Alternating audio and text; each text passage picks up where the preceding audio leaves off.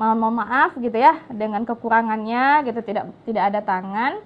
Tapi kok bisa gitu korban pelecehannya nggak hanya satu tapi banyak kayak gitu. Apakah memang sehebat itukah dia kayak gitu, atau selemah itukah perempuan? Itu juga nggak solusi, yang malahan menimbulkan masalah baru. Nah, ketika kita tidak paham dengan bagaimana kita menyelesaikan masalah, pasti akan muncul masalah baru.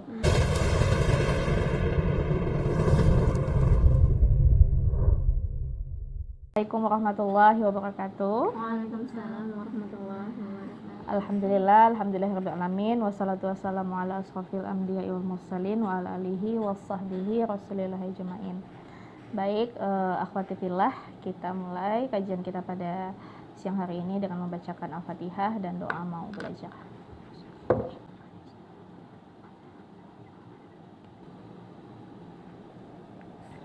Kita mau bahas apa hari ini? Karena tadi kan katanya temanya bebas ya. Kita lebih kepada bahas yang lagi viral-viralnya. Banyak sekarang yang lagi viral. Apa yang mau dibahas? Ini Kak, masalah tentang Problematika umat. Itu Kak, kasus yang kan banyak nih kasus-kasus yang lain Kak. Tapi mau ada yang apa ya, agak sedikit gimana gitu, yang kasus Agus itu loh Kak. Oh, yang ini ya, pelecehan ya? Kayak kan gimana ngomongnya dari segi look gitu, looknya si Agus gitu, dia bisa memperdaya banyak perempuan gitu. Kok bisa gitu, segitu lemahnya kah perempuan di zaman sekarang? Atau kan katanya kan dari kata-kata gitu, entahlah dia punya ilmu hipnotis atau apapun itu gitu, tapi semudah itukah menyerahkan kehormatan Agus ya, karena banyak Agus yang viral sekarang.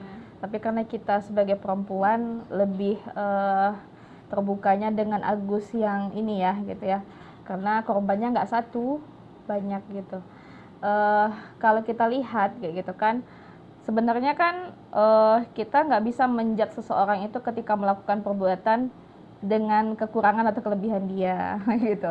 Nah, biasanya kalau masyarakat gitu ya atau netizen gitu kalau melihat pasti lihat dulu nih kekurangannya. Oh, kalau jelek udah jelek, ini jelek gitu ya. Double jadinya hinaan yang diberikan gitu. Beda halnya kalau yang ganteng yang bikin problem, minimal dia ganteng kayak gitu ya.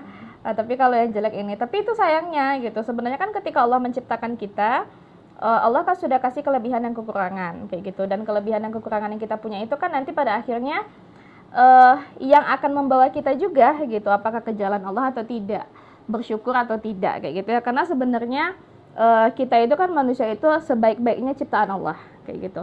Nah, sekarang kan posisinya yang Agus ini mohon maaf gitu ya, dengan kekurangannya gitu, tidak ada tangan. Tapi kok bisa gitu korban pelecehannya nggak hanya satu tapi banyak kayak gitu. Apakah memang sehebat itukah dia kayak gitu, atau selemah itukah perempuannya kayak gitu ya. Jadi kalau kita tarik lagi, bukan hanya perkara Agus ya kayak gitu. Kalau terkait dengan perempuan yang dengan mudahnya memberikan kehormatannya, ya ini bukan hanya terkait masalah pelecehan. Bahkan anak-anak di usia SMP saja itu kan udah banyak data membuktikan banyak anak yang tidak perawan lagi kayak gitu ya. Nah, kemudian kalau dari Agusnya, kita kan perlu telusuri juga faktanya ya gitu, karena banyak informasi yang masuk itu disampaikan bahwa dia menghipnotis dengan kata-kata gitu ya. Ada salah satu kemarin dilihat videonya, dia hanya motivasi perempuan gitu, bahwa dia sampai bilang dia nggak akan mungkin ngapa-ngapain, dia kan nggak punya tangan gitu. Mau dibawa perempuan itu ke dalam kamar pun juga dia nggak akan bisa ngapa-ngapain gitu ya. Nah, sebenarnya kan itu sudah awal mempengaruhi mindset dari perempuannya bahwa aku aman nih kalau sama dia gitu, kan juga nggak akan diapa-apain gitu ya. Nah, tapi ternyata ya wallahualam ya, hipnotis itu ada atau tidak ya, karena kemarin itu juga ada lewat di beranda kakak gitu ya, hipnotis tuh nggak ada katanya kayak gitu, tapi lebih kepada dia mengontrol alam bawah sadar kita seolah-olah kita itu mengikuti kata dia tapi nggak sepenuhnya hipnotis, ada kesadaran tapi nggak penuh di sana, kayak gitu bahasanya. Contoh siapa namanya, Pesulap Merah, tahu nggak adik-adik? Nah, dia ada podcast itu sama salah seorang, dia bilang sebenarnya hipnotis tuh nggak ada, yang ada tuh orang kena tipu gitu. Nah, orang kena tipu itu bisa dengan berbagai macam cara, dan dulu kakak adalah salah satu korban penipuan dalam keadaan sadar gitu. Jadi waktu kuliah ada teman ditelepon dengan nomor Telkomsel yang bilangnya dapat hadiah. Pure nomor Telkomsel, setiap nelpon itu otomatis, biasanya kan kalau kita nomor yang baru pasti nomor aja kan. Nah, itu otomatis namanya Telkomsel gitu. Dan dia jauh-jauh datang dari kampung dia ke Bukit Tinggi ngajak kakak pergi ke ATM gitu. Katanya harus ada administrasi yang harus diselesaikan. Dan kami itu pergi ke ATM yang lumayan ramai orang gitu ya. Sampai ada orang yang negur gitu. Hati-hati dek, itu penipuan gitu. Tapi kami sadar dan kami ngelakuin kayak gitu. Berapa kak teh? Kami ke ATM itu kakak lupa ya, karena itu udah lama banget, udah sekitar 7 tahun lalu lah kayak gitu ya. Kami ke ATM itu dia cuma bilang masuk aja ke rekeningnya, masukkan ATM-nya, cukup cek saldo, kata dia kan. Kemudian ada ditekan nomor gitu, tapi kak lupa nomor berapa gitu ya. Otomatis pindah isi saldonya ke sana. Dan itu masih belum, gimana kategorinya, kakak nggak merasa dihipnotis karena dia nggak ada di sana, kami hanya via telepon, tapi kami bisa ngikutin arahan dia, kayak gitu kan. Tapi kami sadar, bahkan ketika kakak ditegur sama orang tadi itu kakak sadar gitu, sampai di titik kayak teman kakak tuh dia ngecek sekali lagi, kami bahkan cobanya 3 ATM loh gitu, dan 2 udah dikuras. Untung isinya cuma ya 100-200 lah kayak gitu ya, tapi kalau kita mahasiswa itu banyak kan kayak gitu. Akhirnya pas yang ketiga tersadarnya dari penipuan itu, kakak ditelepon sama abang kakak gitu. Sadar itu penipuan gitu. Udah dapat belum uangnya? Akhirnya kami tanya kan, kok uangnya belum masuk kayak gitu. Ya belum pakai ATM yang selanjutnya, harus kayak gini. Nah, baru di situ sadar. Berarti kan secara tidak langsung kalau dikatakan pure hipnotis yang dia di bawah alam sadarnya, enggak juga. Buktinya kakak bergerak sendiri sama teman kakak dan itu berdua kayak gitu. Nah, jadi kalau dikatakan hipnotis itu sepenuhnya menghilangkan kesadaran, sepertinya tidak kayak gitu. Dan ya seperti mau ada sampaikan juga gitu, bukan hanya perkara di Agusnya saja. Berarti kayak ginilah lemahnya dari 2 sisi umat sekarang, nggak hanya dari laki-lakinya tapi dari perempuannya juga kayak gitu.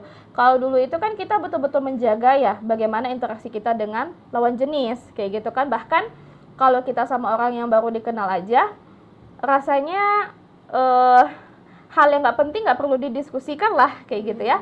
Tapi ini kayak kita baru kenal gitu kan, kemudian kita dengan mudahnya dibawa gitu kan untuk ke penginapan gitu, tiba-tiba keluarnya udah nangis. Ya berarti kan itu salah satu bentuk lemahnya perempuan gitu ya dalam membatasi interaksinya. Makanya itu luar biasanya Islam ya gitu. Islam itu kan dari awal sudah mengatakan bahwa perempuan dan laki-laki itu kan hubungan interaksinya terpisah gitu. Hanya kita melakukan interaksi antara laki-laki dan perempuan itu di bagian-bagian tertentu yang Allah sudah tahu juga bahwa ini laki-laki dan perempuan bisa untuk terjadi interaksi kayak jual beli gitu ya, dalam pendidikan gitu kan, ada guru kita laki-laki dan perempuan gitu. Kemudian dalam kesehatan, dokter itu kan nggak selamanya perempuan juga nggak selamanya laki-laki kayak gitu ya. Nah, ini kan sebenarnya luar biasanya Islam gitu kan, ngatur dari interaksi ini, yang kalau seandainya hal ini kita terapkan, mungkin yang kejadian Agus ini nggak akan terjadi gitu. Dan ditambah lagi sekarang itu kadang netizen kan menjudge-nya itu individu gitu ya. Padahal banyak problem-problem yang terjadi di tengah-tengah kita itu bukan hanya berasal dari individu. Masyarakat mempengaruhi, lingkungan mempengaruhi gitu. Bahkan sekelas negara juga mempengaruhi gitu. Karena dengan aturan-aturan yang berlaku gitu. Nah, sekarang kakak juga bingung nih gimana pada akhirnya menetapkan permasalahannya ke Agus. Karena kan kalau dari undang-undang kita, orang yang melakukan zina, suka sama suka kan nggak bisa dihukum. Tapi kan orang cewek itu merasa korban. Iya, tapi kan itu ya, standarnya ketika dia dibawa itu kan tidak ada keterpaksaan. Enggak yang dipaksa. Iya, gitu. Itu sama kayak ketika orang pacaran, gitu. Kan orang pacaran itu kan pada akhirnya perempuan itu yang dibutakan karena cinta ya, kayak gitu kan. Sehingga pada akhirnya ya buktikanlah kalau misalnya kamu memang sayang sama aku gitu kan. Padahal dia sebenarnya keterpaksaan kan, karena cinta aja gitu. Kemudian ketika dia mau nuntut, ya nggak bisa. Dia kan pada akhirnya rela sama rela untuk melakukan itu. Dan hukumnya itu juga nggak jelas pada akhirnya, sehingga pada akhirnya tidak ada memberikan efek jerah terhadap pelaku, sehingga ya kemaksiatan itu akan terus seperti itu gitu ya. Kalau misalnya aku ada lihat adegan, dia kan ada reka ulang ya Agus ini gitu, tidak ada wajah merasa bersalah kayak gitu ya. Malahan jadinya netizen yang takut ya ketika dia disorakinnya dengan kata-kata yang tidak ahsan juga kan kayak gitu ya. Tapi tatapannya itu bukan tatapan yang merasa malu, tapi kayak gue tandain loh kayak gitu ya. Jadi ini kan juga perlu dikhawatirkan gitu ya. Bisa jadi karena hukum yang diberikan kepada pelaku itu yang tidak membuat efek jerah gitu ya, sehingga ya pelaku dengan mudahnya saja untuk melakukan hal itu kayak gitu. Dan ditambah lagi dengan kurangnya gitu ya, walaupun kita di Indonesia ini kan mayoritasnya muslim ya kayak gitu, tapi kurangnya pemahaman dari umat tadi gitu kan terkait bagaimana perempuan menjaga marwahnya sebagai perempuan kayak gitu kan, ataupun laki-laki menjaga gitu ya. Karena kan sekarang sering bilangnya harusnya perempuan tuh yang nutup aurat kayak gitu kan. Sebenarnya kan ini di dua tempat yang sama gitu ya. Maksudnya kalau dari laki-lakinya berarti harus menjaga pandangannya gitu kan. Nah, kalau dari perempuannya berarti menjaga auratnya kayak gitu. Nah, itu luar biasanya Islam. Kalau seandainya itu yang diterapkan, rasanya mustahil hal itu akan terjadi kayak gitu. Sayangnya ini keduanya dilanggar. Dari yang laki-laki kan sering tuh ya muncul pernyataan rugi kalau nggak dilihat gitu. Kalau perempuan kalau ditutup auratnya dengan cara yang syar'i, ya nggak ngikutin zaman, pada akhirnya nggak ikut tren gitu ya, gimana mau ngikutin fashion yang terbaru kayak gitu ya. Itu pada akhirnya yang terjadi. Jadi banyak sisi yang perlu kita lihat dari problemnya Agus ini gitu. Sekarang itu saking banyaknya kasus ya. Kemarin itu yang terbaru aku tahu yang bapak-bapak atau om-om lah jatuhnya itu ya, yang menikam 3 anak itu ya gitu, yang menikam 3 anak yang masih kecil-kecil. Nggak tahu sekarang yang satunya apakah masih bisa diselamatkan, yang jelas yang 2-nya kan sudah meninggal ya. Nah, itu kan pemicunya karena ejekan yang terus menerus ya kan, karena ejekan yang terus menerus. Nah, ini nanti banyak lagi nih gitu kan, kita lihat dari sisi apanya dulu kayak gitu ya. Kalau dari pernyataan dari tersangkanya kan ya dari keluarga membiarkan kayak gitu ya, ketika anaknya mengejek kayak gitu kan, ya udah nggak ada dinasehatin, nggak ada setidaknya ditegur lah kayak gitu ya, sehingga yang dari tersangka udah merasa muak kali ya gitu ya. Karena kan kita sebenarnya dari kita manusia itu sendiri kan juga apa ya, ada masanya kita mungkin harus diam, ada masanya kita mungkin harus menyampaikan kayak gitu ya. Nah, mungkin cara dari, bukan berarti kita menyalahkan terhadap keluarga korban ya gitu. Apa yang dilakukan oleh tersangka itu udah pasti salah. Membunuh 1 nyawa itu aja di dalam Islam kan itu luar biasa gitu ya, kejamnya gitu. Apalagi dengan 3 anak yang masih belum berdosa kayak gitu kan, kemudian dengan alasan, dengan dalihnya diejek kayak gitu. Nah, tapi kan ini kembali lagi seseorang dengan suatu pemahaman akan menentukan bagaimana dia bertindak. Ketika kita tidak punya bahasanya gini Akhwat, ketika kita tidak punya ilmunya, kemudian kita dihadapkan kepada problem tersebut, pasti kita akan bingung nyelesainya gimana. Otomatis kita akan menyelesaikan dengan versi kita aja gitu, menurut kita ini yang terbaik gitu. Tapi beda halnya ketika kita sudah punya pemahaman, kita sudah punya ilmu, kita ditemukan ke fakta itu gitu ya, pasti kita minimalnya kita tahu bagaimana kita menyikapi. Karena ya seperti dikatakan juga ya, di dunia ini sebaik-baiknya kita juga gitu ya, sekelas para ulama sekalipun, bahkan sekelas Rasulullah sekalipun, akan ada yang suka, akan ada yang tidak suka kayak gitu. Jadi kita tidak bisa memaksakan sepenuhnya orang suka sama kita. Ini rasanya saya udah baik deh kayak gitu kan, kok masih ada sih yang benci, kok masih ada sih yang nggak suka kayak gitu ya. Karena kita tidak bisa memaksakan kayak gitu. Hanya saja ketika kita menghadapi orang yang tidak suka dengan kita, kemudian kita tahu ilmunya, kita paham kayak gitu kan, dan kan berarti kan kita secara tidak langsung tidak memaksakan dia untuk suka sama kita kan. Tapi ketika ada perbuatannya yang tidak sesuai, ketika ada perbuatannya yang salah, nah di situ peran kita untuk menyampaikan. Sebenarnya kan kalau kayak kasus penikaman itu, ketika dia berinisiatif menegur ke orang tuanya kan juga bisa kayak gitu ya, didatangin orang tuanya kayak gitu kan, bisa nggak sih untuk anaknya dinasehatin kalau memang problemnya karena sering diejek kayak gitu. Nah tapi kenapa gitu ya, kita ini kan manusia punya hawa nafsu kayak gitu kan, dan ya pasti setan juga nggak mau tinggal diam di sana kayak gitu ya.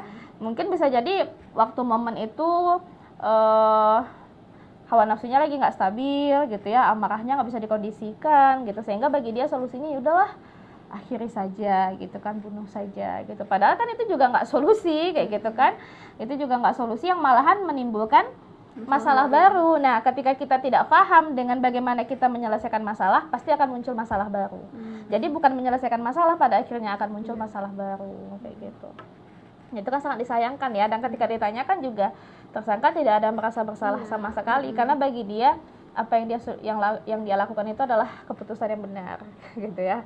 Beda hanya kalau kita seandainya sudah punya pemahaman di dalam Islam betapa luar biasanya nyawa satu orang manusia saja kayak gitu kan, itu luar biasanya kita tidak terimanya dengan hal itu kayak gitu kan. Tapi ini 3 anak kecil loh gitu, yang mereka belum berdosa, tapi dengan entengnya dia merasa tidak bersalah. Ini kan berarti karena apa gitu, karena kurangnya ilmu tadi, karena kurangnya Islam itu hadir kayak gitu ya. Wallahu alam lah apakah beliau muslim atau tidak ya gitu.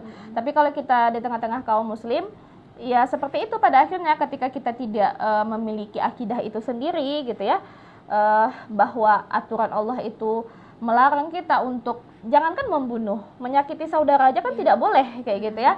Nah ketika kita paham itu, kita nggak akan mungkin mau melakukan itu kayak gitu. Jadi itu sih kalau misalnya terkait dengan yang penikaman tadi.